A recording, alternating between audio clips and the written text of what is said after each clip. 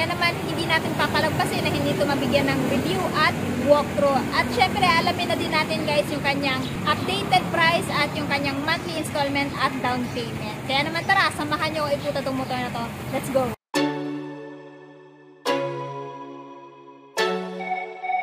Rusi Titan 250 Fi. So, umpisa muna natin guys sa kanyang engine specs. Of course, it is powered by 250cc, 4-stroke, single-cylinder, oil-cooled, Fi engine at may lakas na 17.7 horsepower at 8,500 RPM and max torque of 17.2 Nm at 6,000 RPM. Pagdating naman sa kanyang transmission, meron siyang 6-speed manual transmission at syempre meron siyang fuel tank capacity guys na 15.5 liters. So makakaasa ka na matagal ka pa ulit bago magpagasolina dahil nga napakalaki ng capacity niya at knowing na siya ay Fi na. So dito tayo guys sa kanyang overall looks naman. Ayan, so first impression ko dito, namangha ako sa kanyang looks, no, sa kanyang design. So mahalin tulad mo talaga siya guys sa mga big bike na parang scrambler type, no. So dito tayo sa front. Ayan, modern yet classic yung kanyang design guys dito sa front dahil naka LED headlight na po siya. Turn signal is naka LED na, naka inverted telescopic fork na din siya sa front. Ayan, and equipped na din siya ng reflector for added visibility during your night ride. Maging dito, ang ganda ng pagkaka-handcrafted. Solid yung kanyang fairings dito guys, bakal na, plastic naman to dito. And pagdating naman sa kanyang braking system sa front, equipped siya ng wavy disc brake with dual path piston brake caliper. Hindi pa rin naka-ABS. At saka meron siyang malaking tire size dito sa front guys na 100 by 80 by 17. So para sa akin, goods na goods to guys. Hindi nyo na masyado maiinda yung mga maliliit na bato sa lubak-lubak. Ayan. Dito may harang na din yung kanyang radiator. Dalawa yung harang guys. Mayroong harang dito at meron ding harang sa pinakaloob.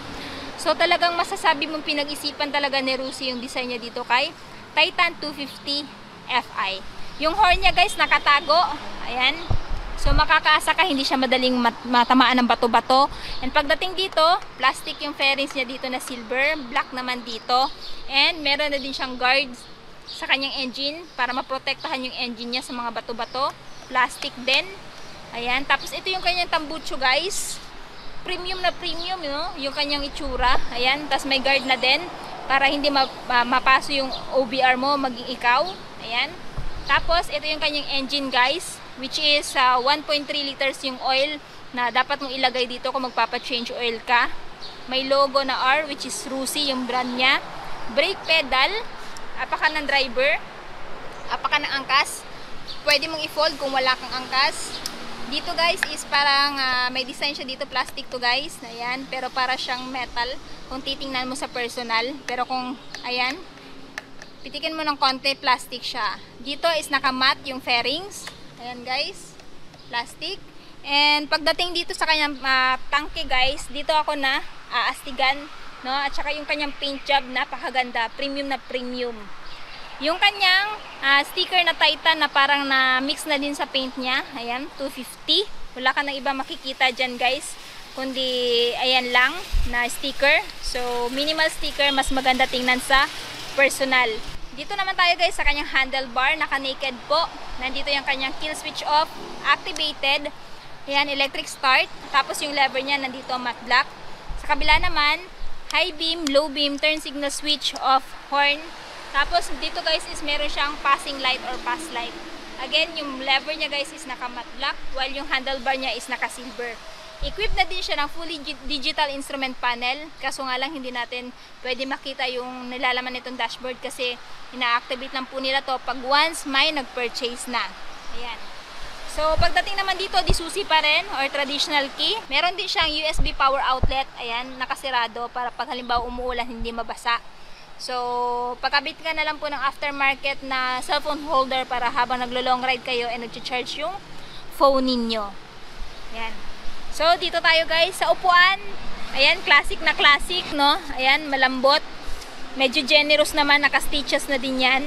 Ayan, tapos may mga angulo na ganyan. Ayan guys, dito tayo sa tail. Pagdating sa tail guys is naka-LED. Turn signal is naka-LED din.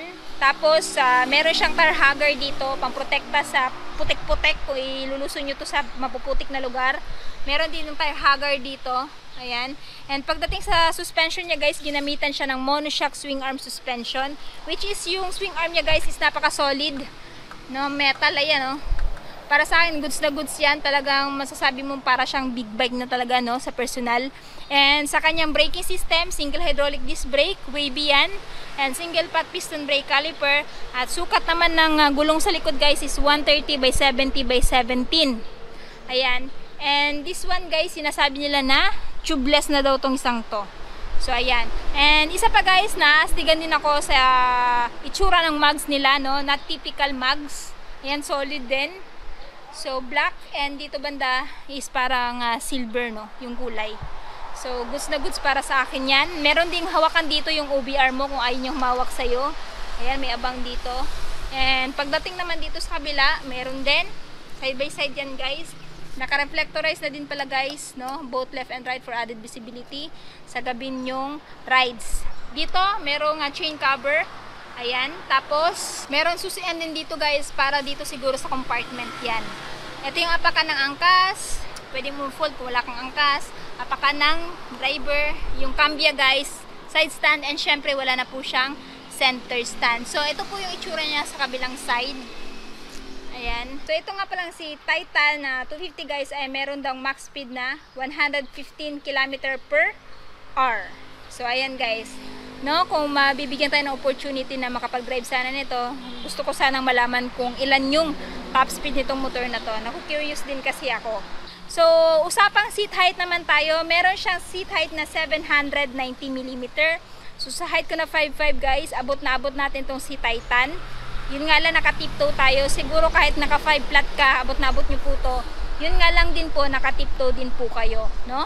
So, para sa akin, napaka-astig, napakaganda talaga sa personal itong si Rusi Titan 250 Fi.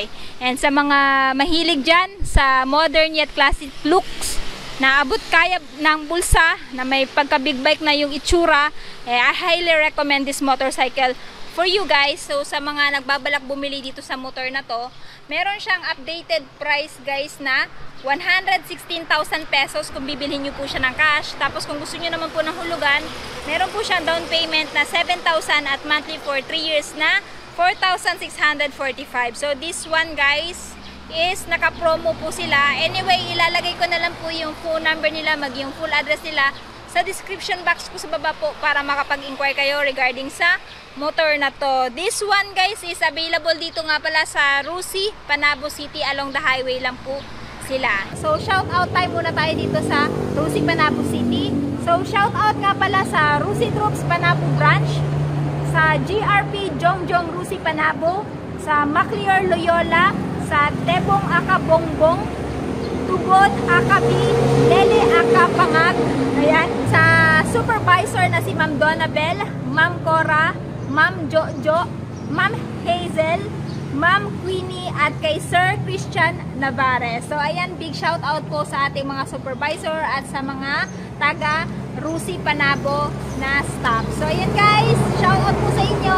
So yun na nga guys, natapos na nga natin ikutan si Rusi Titan 250. Ano yung masasabi niyo sa motor na to? Sulit ba siya sa presyo niya? At ano yung katangian niya kung bakit siya ipupunta din ngayong 2023? I want to know your thoughts below. At syempre, kung bago pa lang kayo sa channel ko at hindi pa nakapag-subscribe, huwag kalimutan mag-subscribe para ma-notify kayo once may bago tayong upload. So yun guys, hanggang dito na muna tayo.